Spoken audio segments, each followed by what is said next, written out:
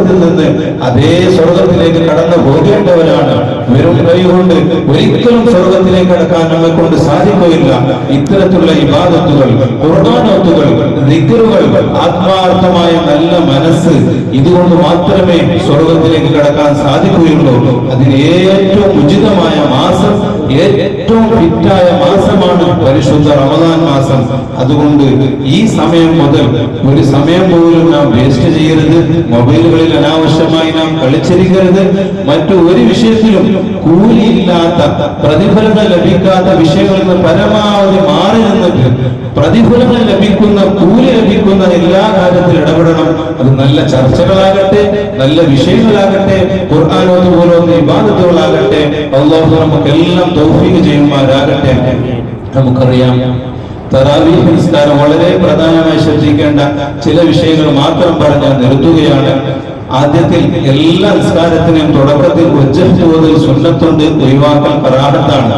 ഔദു ചൊല്ലൽ സുന്നത്തുണ്ട്, ഒഴിവാക്കൽ കറാഹത്താണ്. അത് തറാവീഹ് ആണെങ്കിലും.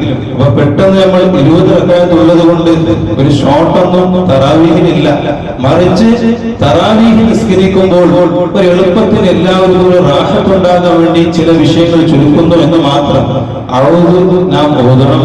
ഫാത്തിഹകൾ 20 റക്അത്തിലും ഫാത്തിഹയുണ്ട്. ചില ആൾക്കാരുടെ ധാരണ ഉണ്ടാവും, തറാവീഹിൽ ഇമാമ് മാത്രം ഫാത്തിഹ ഓതിയാൽ മതി, നമ്മൾ കേൾക്കൽ മാത്രം, പിന്നെ പെട്ടെന്ന് സൂറത്തിലേക്ക് കയറുമല്ലോ, പിന്നെ ഫാത്തിഹയുടെ ചാൻസ് ഇല്ലല്ലേ എന്നാലും ധരിക്കരുത്. ഫാത്തിഹ ഇല്ലാതെ നിസ്കാരമില്ല. അതുകൊണ്ട് ഇമാമ് ഫാത്തിഹ തുടങ്ങിയതിന് ശേഷം മാമൂമികളായ നമ്മളെല്ലാവരും ഫാത്തിഹ തുടങ്ങണം, പൂർണ്ണമായി ഫാത്തിഹ ഓതണം. അതുപോലെ തന്നെ ഔദു നാം തുടക്കത്തിൽ ഓതണം. ഏറ്റവും പ്രധാനമായി ശ്രദ്ധിക്കേണ്ടത്, ഈ 20 റക്അത്തിനെ പരിശുദ്ധ ദീൻ നമുക്ക് പഠിപ്പിച്ചത് 10 സലാമുകളിലൂടെയാണ്. അപ്പൊ ഓരോ 2 റക്അത്ത് തുടങ്ങുമ്പോഴും വജ്ഹത്ത് ഓതണം, അഥവാ ദുആഉൽ ഇഫ്തിതാഹ് നാം ഓതണം. പൂർണ്ണമായി നാം സാധാരണ നിസ്കാരങ്ങളിൽ ഓതുന്ന വജ്ഹത്തു വജ്ഹിയ ലില്ലദി എന്നത് ഓതണമെങ്കിൽ കുറച്ച് ദീർഘമുണ്ട്. അപ്പൊ അതിന് ബദലായി മഹാന്മാർ 2-3 ദിക്റുകൾ അവിടെ പഠിപ്പിച്ചിട്ടുണ്ട്, ഷോർട്ടായ ദിക്റുകൾ. അത് ഈ വജ്ഹത്തുവിന്റെ സ്ഥാനത്ത് നിൽക്കുന്നതാണ്. അവിടെ ചെല്ലാനുള്ള ദിക്റിന്റെ പേരാണ് ദുആഉൽ ഇഫ്തിതാഹ്. അതിലെ ഒന്നാമത്തെ ദിക്റാണ് വജ്ഹത്തു എന്ന് നാം ഓതുന്നത്. മറ്റൊന്ന് സുബ്ഹാനല്ലാഹി വൽഹംദുലില്ലാഹി വലാ ഇലാഹ ഇല്ലല്ലാഹു അല്ലാഹു അക്ബർ.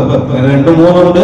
ഇത് എളുപ്പത്തിൽ മനസ്സിലാക്കാൻ പറ്റിയതാണ്. സാധാരണ സുബ്ഹാനല്ലാഹ് 33 ചെല്ലുന്നവരല്ലേ, സുബ്ഹാനല്ലാഹി വൽഹംദുലില്ലാഹി വലാ ഇലാഹ ഇല്ലല്ലാഹു അല്ലാഹു അക്ബർ എന്ന ദിക്ർ. അപ്പോ സാധാരണ തറാവീഹ് കൈകെട്ടിയ ഉടനെ വജ്ഹത്തു ദീർഘമായി ഓതാൻ കഴിയൂലല്ലോ.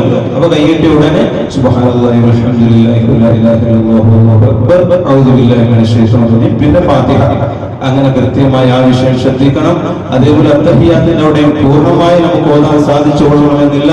ഷോർട്ടായ അത്തഹിയാത്തിൽ നാം പഠിച്ചു വെക്കണം. അത്തഹിയാത്തു ലില്ലാഹി എന്ന് തുടങ്ങുന്ന അത്തഹിയാത്തിന്റെ ഷോർട്ട്, അതേപോലെ സലാത്തും ദുആഇന്റെ അവസാനത്തുള്ള അല്ലാഹുമ്മ അഊദു ബിക മിൻ അദാബിൽ ഖബർ എന്ന ചുരുങ്ങിയ ദുആ കൂടി പ്രാർത്ഥിച്ച് എല്ലാ സുന്നത്തുകളും ഉൾപ്പെടുന്ന രീതിയിൽ നമ്മുടെ നിസ്കാരങ്ങളാകണം.